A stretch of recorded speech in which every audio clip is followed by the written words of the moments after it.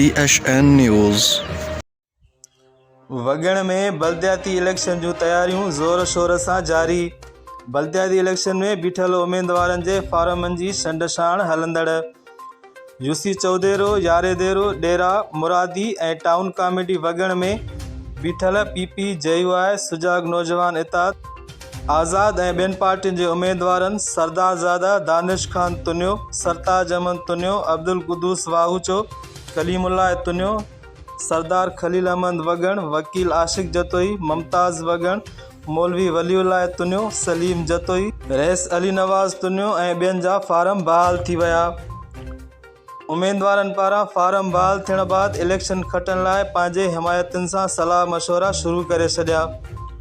उन सिलसिले में PP जे नामज़द उम्मीदवारनि सरदारज़ादा दानिश खान तुनियो, सरताज अमन तुनियो ऐं वॾेरे कलीमुल्लाह तुनियो राब्तो करण ते चयो त बल्दियाती इलेक्शन में PP पारां असां मथां एतमाद कंदे असांखे अवामी ख़िदमत करण जो मौक़ो ॾिनो आहे। असां पंहिंजे पार्टीअ जे मंशूर तहत पंहिंजे UC जे अवाम जी बिना फ़र्क़ जे ख़िदमत कंदासीं।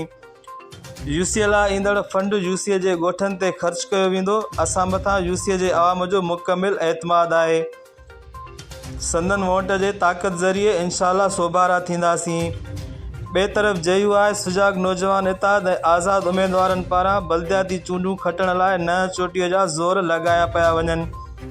JUI अॻवान मौलवी गुल इनकलाबी, कारी मोहम्मद उस्मान मुगेरी ऐं आज़ाद उम्मीदवार मुमताज़ वगण चयो अवाम जा पैसा लूटींदड़नि खे अवाम वोट न ॾींदो।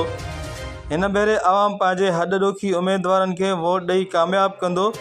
सॼे क़बर शदात कोट ज़िले मां PP जी तॾावेड़ थींदी।